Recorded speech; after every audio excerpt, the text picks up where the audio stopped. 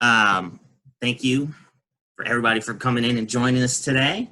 This is the first time I've had to do something like this before, so it'll be a learning experience for everybody. I was never the biggest fan of online classes in school, but I guess this is the new normal for us. We'll just get going. Go to the next slide. So this is a aerial view of a couple aircraft on an airfield during spring 1945. And the trick is when I'm doing this talk in person, I always ask people which one is the real plane. And the fun part of it is they're both fake. The Ghost Army was the 23rd Headquarters Special Troops. Their whole thing was to go out into the field and fake people out, make people believe something that is there but really isn't there. People ask me all the time, what was the Ghost Army? What did they do? How did they come up with this idea? And it was actually something we kind of took from the British. The British did a lot of deception operations in North Africa earlier in the war. And out of kind of the British experiences there, we decided to get into the deception business. So Ghost Army, the 23rd activates in January 1944. It has an authorized strength of about 1,100 officers and men. So it's not a huge unit. The commanding officer is a guy named Colonel Harry Reeder. He's kind of an old school U.S. Army officer. He's not the most enthusiastic about the project. He kind of sees himself commanding an armored unit in the field kind of thing, but he goes to work. He has a lot of very capable officers underneath his command. And the 23rd, because of what they're doing, you need to have guys that are really smart and can really kind of get up and go on the move, on the fly. So the 23rd actually has one of the highest IQs out of any unit in the Army during the war. So these are a lot of smart guys. The 23rd itself, though, is made up of 4 different subunits, if you want to say. The 3132nd Signal Service Company, 406 Engineer Combat Company, the Signal Company Special, and the 603rd Engineer Camouflage Battalion. Each of these units had their own role to play, and they all kind of melded together to make this one incredible unit. Next slide I'm going to show you, though, is going to be an oral history clip. I'm going to mute myself, hopefully, and we'll play. But this will be an oral history clip from Stanley Nance, and he's going to give you an idea about what the 23rd did. The first time that I saw a rubber tank.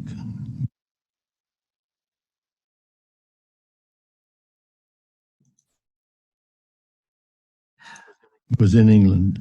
There was one set up in the forest just outside of the compound where we were at Walton Hall in England. And it was the first time that I saw 4 men lift a tank. So the mission of the 23rd Headquarters Special Troops was to simulate Army units that had the real equipment and that we would feign the operations they were putting together. And it was pretty well explained to us that we were going to take over units of deception. We were going to be the deception unit. We would be assigned as to the area and to the unit or units that we may be operating with. For instance, if it was the 4th Armored Division, we would put a 4th Armored Division patch on us, and we would put markings on our radio trucks. Now, I operated a radio truck, and we would go out, I would go out, and I would set up my truck next to the one that I would be taking over. And I would go in his truck and watch him, his operation, get the instruction I possibly could from him, observe everything I possibly could in his operation, his mode, method, how he operated, his key, his radio key. We could pretty well look at a person and pretty well mimic how he was doing it. And he would be instructing me as to his operation. And then when the time was that he was to move out, and I would take over his frequencies that he was on. Because any deviation from the regular transmission that was being made, they would probably pick it up. The first time. So I hope that worked. I should have said in the beginning that I could sit up here and talk about this stuff till I'm blue in the face, but one thing we try to do at the museum, we have a very extensive oral history collection, and who better to tell the story than the people that were actually there than me, who wasn't there. Although I will say my wife teaches second grade. When I go talk to her classes, that they ask me what it was like during the war when I go talk to them now. So I know I have some gray hair, but it's a little ridiculous. Anyway, the Ghost Army, they had a very limited time to train. There was no unit like the 23rd before in the U.S. Army, so everything was kind of from scratch. There were no manuals, no training routines, no dummies originally to train with. So they kind of went out and created their own. They started out training, a lot of them at Camp Forest in Tennessee. And the Signal Service Company is at Pine Camp in New York, which is Fort Drum today. That's where they train. So all in all, they only had about 5 months to get ready to go into actions, which isn't a whole lot of time. These inflatable dummies that everybody always wants to see, this was something else they had to come up with on the fly. And Theresa Ricard was a 16-year-old, and she worked in the factory where they produced a lot of these. She would go to work, and it was at a company in Rhode Island, and she would work for just 49 cents an hour after school. But Theresa and women in the war economy were critical for victory. I think something by like 1944, 36% of the workforce was made up of women. So they contributed greatly to victory in World War II. Here's an example of one of the inflatables. This is an M7 Priest. Everybody, if you think of seeing anything about any kind of photos from the 23rd, it's usually the Sherman or something like that, Sherman tank. But they had all kinds of different inflatables in their inventory, because it wasn't just one tank that would have been in an armored unit. And this is a picture of our M7 that we had made for the exhibit. None of the inflatables survived the war, so we kind of had them made from scratch. But this is a peek at what it looks like inside the gallery at the museum, which everybody can hopefully go see sooner rather than later. I'm going to jump ahead a little bit. So the 23rd ships over to England, and they're staged there when June 6th D-Day happens. There's a small detachment, though, in early June 13th, they go get orders to report in back to base and to ship over into Normandy to do a deception operation. It was called Task Force Mason, and they're in action for 28 days before the whole unit moves into combat. This picture here is an inflatable piece of artillery, dummy 155 with the camo net there. But the next slide is I have another oral history clip from Bernie Mason himself, telling you a little bit about that time period.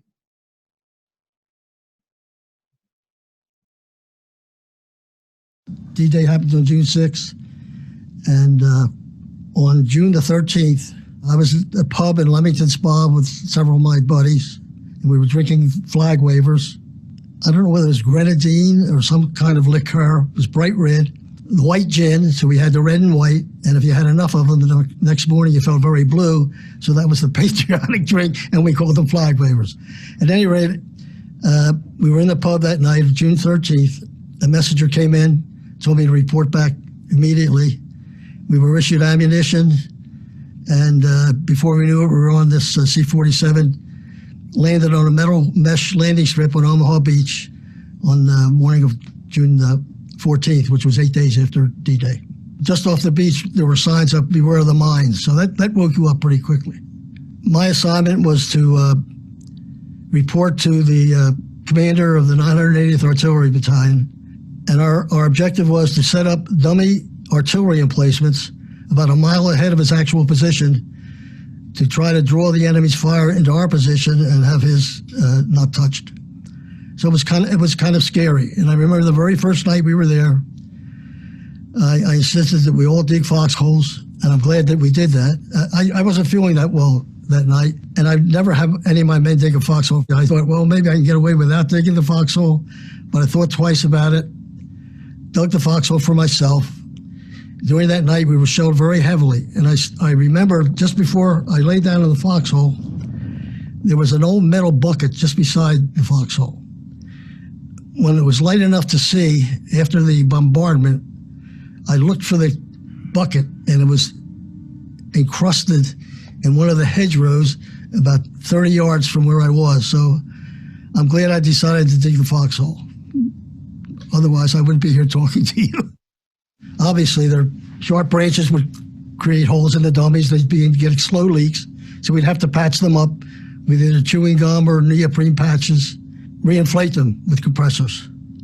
So that was a constant problem. Shrapnel, too, would cause obviously a wide gap, and they'd have to be repaired. But it was a job. It was a job that we were trained to do, and we did it.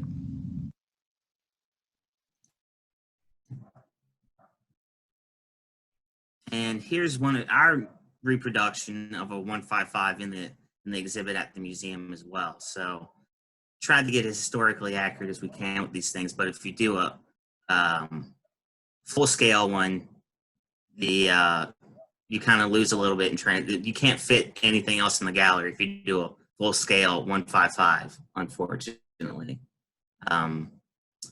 Here's the M4 Sherman tank we've been talking about a little bit out in the field. You can see, up close, it's not going to really fool anybody, but if you get, a couple hundred yards away, these things start to look like the real deal. And that was the idea. Obviously, if you get up close, you'll be able to sniff out a fake, but they during one of their operations early on, and it kind of looks, it would fool me, that's for sure.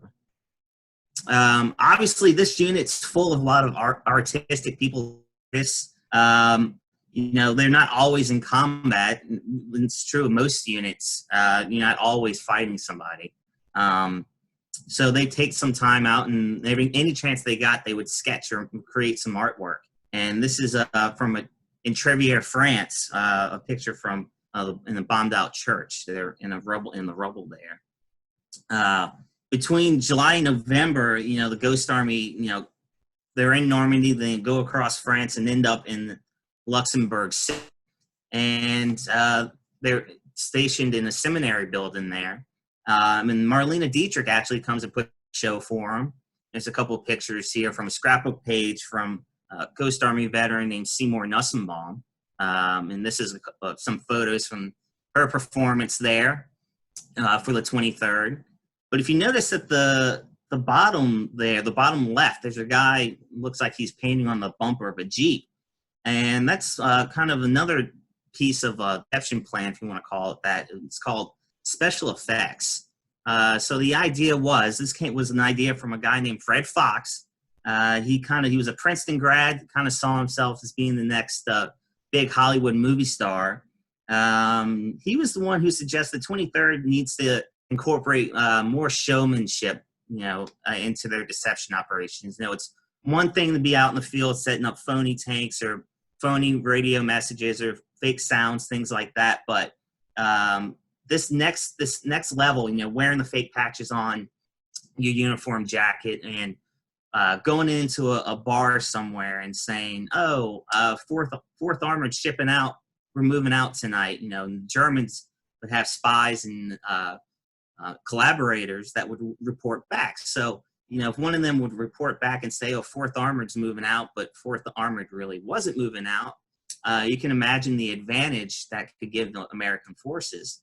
Fred Fox obviously is the guy in the picture here, but the picture on the right with the Jeep and the MP standing outside, what looks like a headquarters, that's actually a dummy headquarters. So they didn't even set up phony headquarters for these units. So all that in that picture, while it's real units, it's nobody from that unit. It's all guys from the 23rd. And one more oral history, I'm going to show you George Rebh, and he's going to talk a little bit about how that could confuse even the Americans sometimes. Most notable example was in the Operation Viersen, where the 23rd simulated two divisions, the 30th and the 79th, for the crossing of the Rhine. Now, these two divisions were in the 13th Corps, which was the middle of the 9th Army. They were to simulate the 30th and the 79th crossing on the 1st of April. Now, the real 79th and 30th had moved up into the 16th Corps, which was to the north near Wesel, to make the main attack. I was designated as a regimental commander of the 199th Regiment in the 30th Division. So we set up our CP, and I wore the colonel's insignia of the Eagles. Many people came in to visit in the CP, but 3 or 4 times they were West Point graduates who were senior to me. They had graduated before me, but they knew me because I was on the regular basketball team the first 5 for 3 years and captain the last year. So they'd come in and we'd talk. And then on the way out, they'd ask my first sergeant, who was a sergeant major, what happened to Rebh? And the answer was, well, you know how it is in war. If you're at the right place at the right time and you do a good job, you get promoted. So that was the story, and they'd go away, of course, quite mystified. The 23rd Headquarters is the first unit in the history of warfare that was dedicated solely to deception. Now you take Napoleon and Lee and Caesar, they had performed deception operation. But what they did, they would take part of their fighting force and use them for deception, but when they got through, they would come back as fighting force. In contrast, our sole mission was deception. So we moved from one deception unit to operation to another. In fact, in some cases, we carried on 2 or 3 deception operations at the same time. Now, the importance of deception is, you go back to Sun Tzu, the Chinese philosopher, who indicated that what you're trying to do is to make the enemy think you are where you aren't, or that you're larger than you are, and this sort of thing, because this affects thinking and the actions of the enemy, because you're trying to portray that this is a strong spot when it's really a weak spot, but you're using your strength over here for a main attack. So it really becomes effective, because it is effective, as our Operations Europe demonstrated. So winter 44, 45, obviously, you know, the big thing, especially once you get in December, is the Battle of the Bulge. But you can see here, their deception operations didn't slow down. Here they are, again, painting some phony markings on Jeeps. But George Rebh kind of touched on a little bit. Operation Viersen was their largest operation of the war. The 23rd portrayed the 30th and 79th Infantry Divisions during the Rhine River operation. So the Allies are on the Rhine River about to bust into Germany, and we're trying to give ourselves the best chance of success. So the 23rd is south, while the real units are further north along the Rhine. And the 23rd used everything available to them. 100 inflatable tanks, artillery pieces, planes, fake unit patches and markings, the whole, so all the special effects we talked about a little bit, vehicle sounds, you know, people building pontoon bridges over loudspeakers, the fake radio traffic, the phony headquarters we heard about a little bit before. They even, you know, crafted some phony airfields, and the airfields look so real. This poor American pilot landed on the field thinking it was real, and they had to run this poor guy off before he realized what was going on.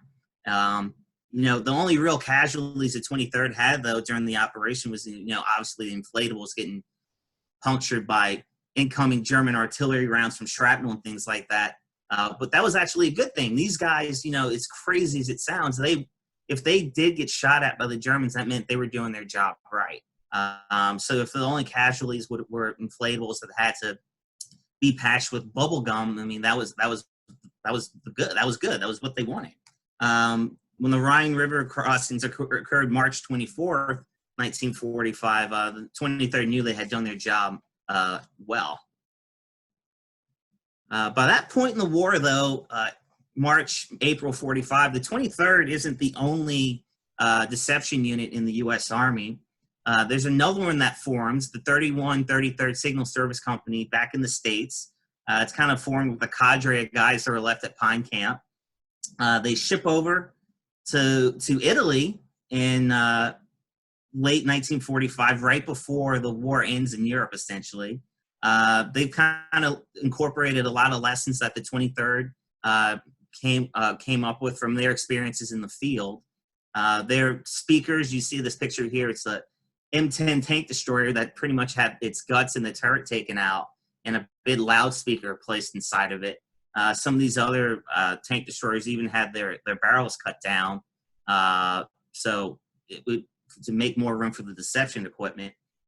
They managed to pull off 2 deceptions in April 1945 along the in Italy, but before the German defenses collapsed, essentially. So they're only in combat about 19 days, but you know they're a big part of that final Allied push in Italy for sure. So the 23rd, though, back to the 23rd in mainland Europe, you know, the war in Europe ends and they get placed in charge of a couple in some displaced person camps in Germany, Trier, places like that. So all of a sudden they find themselves in charge of thousands of starving Russians, Poles, Italians, everybody else, anybody else brought to Germany during the war for forced labor and things like that. You know, they're having more trouble trying to keep these guys, men and women and children, from killing each other over stuff as simple as food sometimes. So there's a couple, there's an oral history clip where one of them talks about having to fire Thompson submachine guns over the wire at night to keep the people in the camps, unfortunately. But the 23rd ships back home in June 45, and they're in Virginia getting ready to ship over to the Pacific when the war ends, when Japan surrenders, and the unit's disbanded September 15th, 1945. You know, everything's classified at that point. The Cold War is cranking up. We don't want the Soviet Union to know we have this capability. So it's secret for 50 years. And, you know, when this stuff finally was officially declassified in the 90s, you know, it's kind of been a mad dash for people like Rick Beyer and others to make sure this story isn't forgotten and it gets told. And what's so interesting and crazy about this exhibit, or this story too, it's just so different from your typical World War II story. It's really been a fun one for us to do, and you know, it's a team effort when you do something like this, but it's been great. This picture, this bombed out, this picture, this is Trier. This isn't Berlin, this picture right here. But I'm gonna show you a couple of artifacts now in the exhibit. We probably have over 70 or so in the exhibit, which I think is fantastic. Our collections and exhibits team, while they love putting this stuff out, when they know I'm doing an exhibit, they know it's gonna be very artifact heavy, so it's a double-edged sword for them. So sorry if you're watching. But this is Robert Tompkins' diary. So during the war, these guys, most guys were, you know, they didn't want you keeping diaries and things like that, because if you're captured, it could give information to the enemy. And you can imagine being in a unit like the 23rd, if a German captures you and they figure out what you're doing, you're kind of, the whole thing's blown, right? So he kept this, this piece is super small. You know, this picture, it makes it look bigger than what it actually is. But he kept this small, tiny journal throughout the war, and fashion designer Bill Blass's mom actually transcribes this after the war for him. So this is out on display in the gallery at the museum. And here's Bill Blass here, a caricature of Bill Blass. You know, a lot of these guys go on to have amazing careers after the war. Corporal Jack Macy, he's in the 603rd, and he spends his time between deception operations, caricaturing his buddies and the men in this company. And he put this all these caricatures together in the book called You're on KP. And this is, of course, Bill Blass here. You know, it's kind of crazy, and this happens all the time. The longer you find yourself immersed in this material, the more, you know, the stuff circles back and the same connections are made, and it's unbelievable to watch. So Mr. Macy, after the war, you know, he designs, you know, the kitchen debates with Khrushchev and Nixon, the kitchen there. He's the guy that designs that, and he even helped design our original Pacific galleries at the Museum of New Orleans. So there's a connection to the museum here with him. And that stuff like that, you come across it all the time. There's another sketch or another piece of work, George Vander Sluis. This is showing men spray painting fabric and setting up dummy inflatables in the field.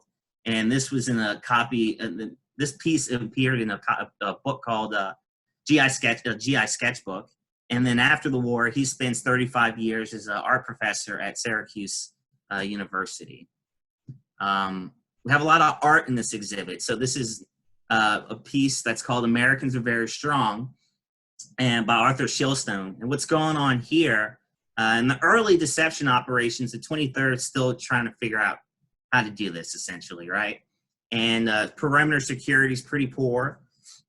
Excuse me. And so a couple Frenchmen end up in the deception area right when they pick up one of these inflatable tanks to move it in its position. So you can tell by looking at these poor Frenchmen' faces, they're kind of confused. So how are 4 Americans picking up a 30-ton Sherman tank, right?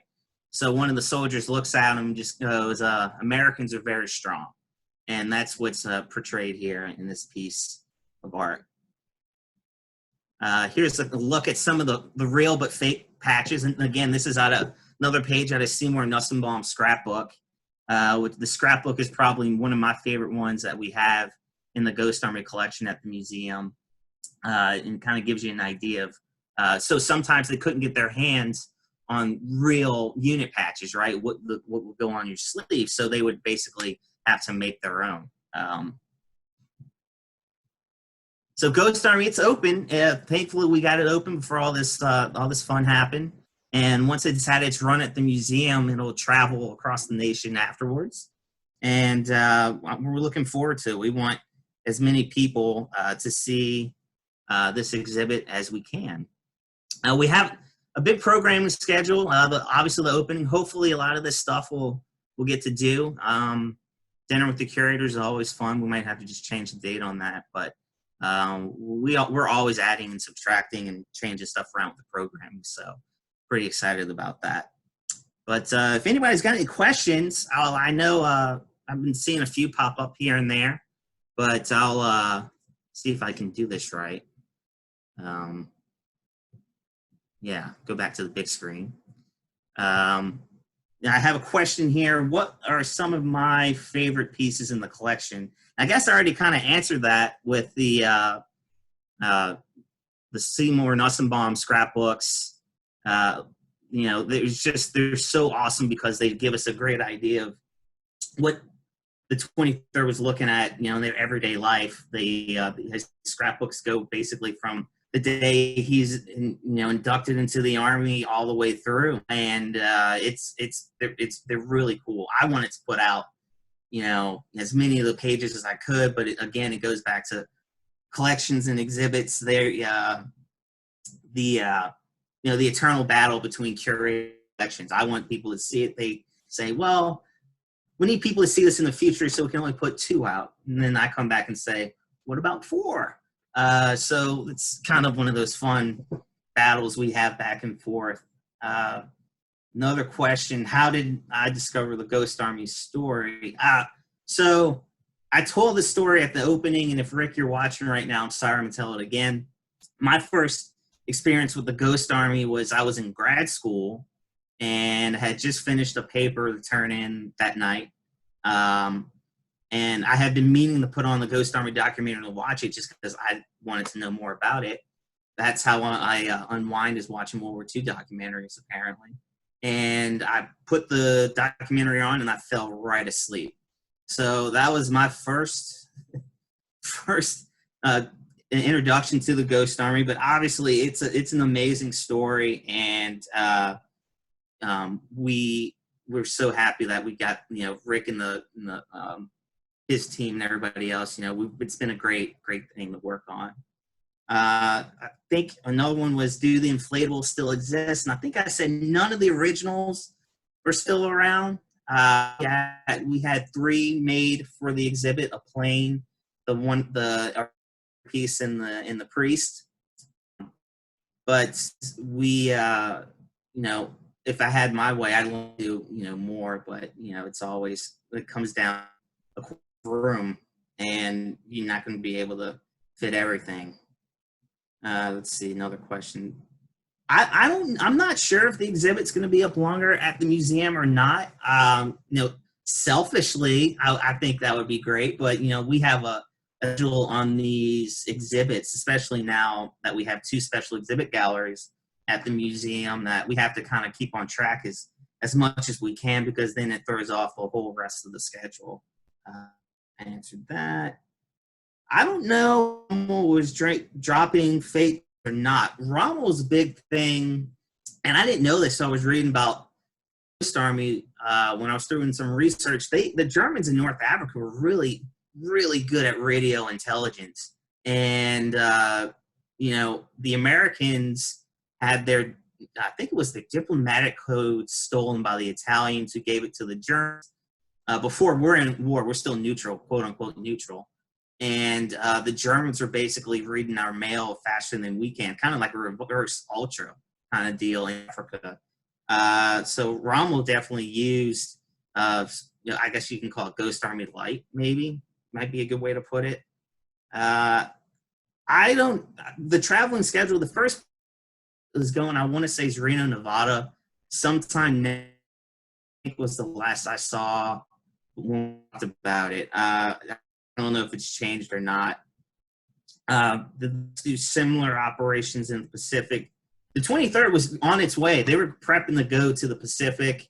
All kinds of crazy things happened in the Pacific, though, throughout the war. I'm sure if you know anything about the Pacific War, you've seen that ship that basically disguised itself as an island and kind of worked its way back, I think, to Australia after the Japanese attacked Pearl Harbor and really across the Pacific. So things happened all the time, but anything on a scale quite like the 23rd in the Pacific, I'm not sure.